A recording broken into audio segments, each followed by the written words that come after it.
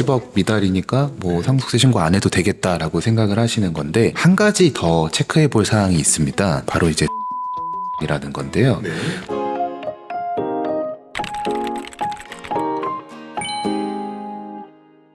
네, 상속의 모든 것 김형석 세무사입니다. 네, 안녕하세요. 정지훈 세무사입니다. 네, 오늘은 이제 상속 재산이 그렇게 크지는 않아서 이제 상속세 신고를 꼭 하지 않아도 되는 분들, 또는 내가 이 면제 구간에 해당하는지 안 하는지 좀 헷갈리시는 분들을 위해서 영상을 하나 준비했거든요. 실제로 상속세 면제 구간이라고 해서 상속 재산이 일정 금액 이하이면 상속세가 면제되는 구간이 있어요. 그래서 상속세 면제 구간 내의 재산을 받았을 때는 상속세 신고를 안 해도 전혀 불이익은 없거든요.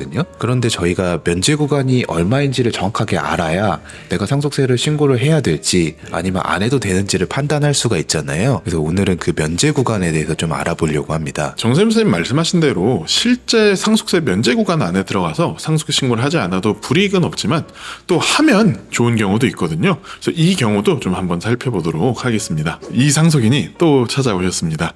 자주 오시고 계시네요. 매주 오셔가지고 단골이시죠? 네. 세무사님, 아버지가 돌아가셨습니다. 상속세는 재산 얼마부터 신고해야 하나요? 이렇게 물어보셨거든요. 네, 아무래도 상속받은 재산이 크진 않으시니까 나 정도 상속재산 받는 걸로도 신고를 해야 되냐, 이런 취지로 물어보신 것 같습니다. 네, 아무래도 이제 부자들만 상속세 신고를 한다고 생각하셔서 이제 나랑은 크게 상관이 없는 거 아닌지 이런 걸 좀 확인하고 싶었던 것 같아요. 네, 상속세는 고인의 배우자가 살아계시면 상속재산이 10억 이상부터 신고를 하시면 되고, 만약에 배우자가 없고 자녀나 형제들이 상속을 받는다라고 하면은 상속재산이 5억 원 넘어갔을 때 신고를 해주시면 됩니다. 그래서 이제 상속세 면제 구간이 배우자가 계시면 왜 10억이고 배우자가 안 계시면 5억인지에 대해서 좀 간단히 말씀드리려고 하는데요. 기본적으로 상속세를 신고하게 되면 일괄공제 5억 원을 누구나 이제 적용받을 수가 있습니다. 근데 이제 배우자가 생존해 계시면 추가로 최소한 5억 원을 또 적용을 해줍니다.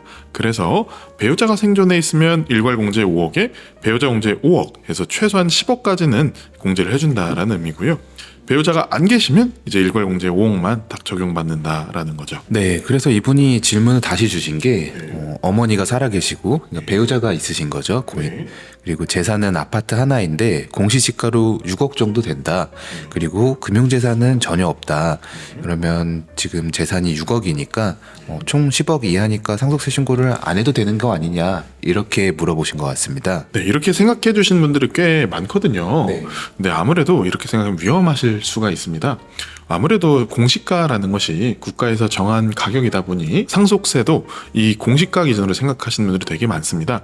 그런데 이제 상속 부동산은 시세를 기준으로 평가하는 것이 원칙입니다. 물론 이제 부동산에 시세가 없으면 예외적으로 공시지가로 신고를 해도 되는데, 대부분 아파트는 시세가 어느 정도 정해져 있다 보니까 공시지가가 아니라 시세를 기준으로 상속재산이 10억이 넘냐 안 넘냐를 판단을 해주셔야 됩니다. 그랬더니 이제 상속인께서 이렇게 말씀하실 수 있죠. 세무사님, 상속 부동산을 시세로 평가해야 한다는 건 충분히 이해했습니다. 네, 제가 상속받은 아파트는 시세가 한 9억 5천 정도로 10억에는 미달하거든요. 이 경우에는 상속세 신고를 안 해도 되는 거 아닌가요? 이렇게 물어보셨어요. 10억 미달이니까 뭐 상속세 신고 안 해도 되겠다라고 생각을 하시는 건데, 한 가지 더 체크해 볼 사항이 있습니다. 바로 이제 사전증여 재산이라는 건데요. 상속세는 고인이 남긴 재산뿐만 아니라 고인이 돌아가시기 10년 이내에 상속인들한테 미리 준 사전증여 재산까지 합산해서 신고를 해야 되거든요. 그래서 지금 현재 받은 9억 5천이랑 10년 이내에 받은 금액을 더했을 때 10억을 초과하는지를 체크를 해주셔야 됩니다. 그래서 상속인분들께서 이제 고인께서 돌아가신 시점 기준의 상속재산은 비교적 잘 파악하시는 편이긴 한데요. 이제 10년 이내에 증여받은 내역까지 이제 고려하셔야 된다는 건 많이들 간과하시는 것 같아요. 그래서 판단하실 때 이 10년치 사전증여도 꼭 같이 고려를 해주셔야 됩니다. 저희 상속인께서 또 이렇게 말씀을 하십니다. 세무사님, 저희 가족은 아버지한테 10년 동안 미리 받은 것이 전혀 없습니다. 그러면 상속재산이 10억 원에 미달하니까 상속 신고를 하지 않아도 되는 거 아닌가요? 네. 이렇게 물어보시거든요. 이분이 다행히 이제 사전증여 재산이 전혀 없으시고, 아까 부동산이 9억 5천이라고 했으니까 이제는 진짜 10억 미만이신 거잖아요. 그래서 이렇게 질문을 주셨는데요. 근데 아까 제가 처음에 말씀드렸던 것처럼 상속세가 나오지 않아도 신고를 한번 고려해 보실 만한 분들이 계십니다. 이 부동산을 처분하실 계획이 있으신 분들이거든요. 이 경우에는 상속세가 안 나와도 신고를 한번 고려해 보시면 좋을 것 같습니다. 이게 왜 그러냐면 양도소득세라는 세금 때문인데요. 양도소득세는 내가 받은 상속 부동산을 팔 때 발생하는 세금이에요. 근데 이 세금을 부과하는 기준이 양도 차익에 대해서 부과를 하거든요. 그러니까 양도 차익이 뭐냐면 내가 양도한 가격이랑 내가 취득한 가격의 차이에 대해서 세금을 매기겠다라는 거거든요. 근데 이제 상속 부동산은 내가 돈을 주고 산 게 아니니까 취득가액이 따로 없잖아요. 그래서 이 상속 부동산의 취득가액은 상속세를 신고한 금액입니다. 그런데 만약에 상속세 신고를 안 하면 이 취득가액이 공시지가가 돼버립니다. 그러니까 이 사례에서 보면 상속세 신고를 안 하면 취득가액이 6억이 되는 거고요.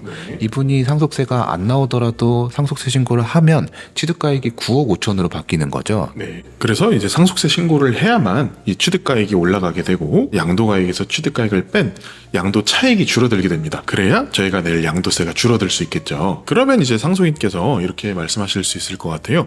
이제 상속세 신고 여부가 미래에 양도세에 영향을 미칠 수 있다는 점은 전혀 몰랐었습니다.